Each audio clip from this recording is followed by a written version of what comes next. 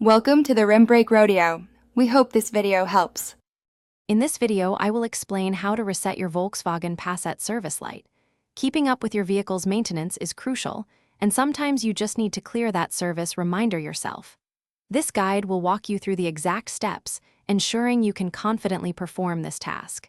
It's a straightforward process that takes only a few moments, helping you keep your dashboard clear and your car running smoothly. Let's get started. Before we begin the reset process, make sure your Volkswagen Passat's ignition is fully off. This is a critical first step to ensure the procedure works correctly. Next, you'll need to find the 0.0/SET button on your instrument cluster. This button is usually positioned near your speedometer or odometer, and it's essential for initiating the reset sequence. Take a moment to locate it now.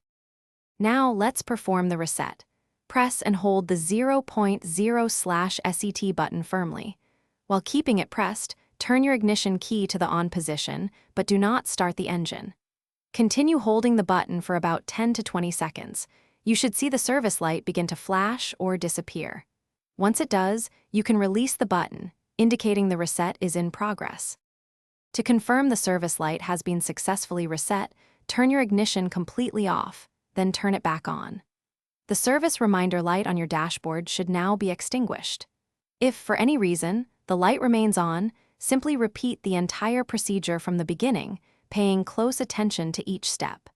You've now successfully reset your Volkswagen Passat service light, keeping your vehicle's indicators accurate. Thanks for watching. Consider subscribing if we helped you.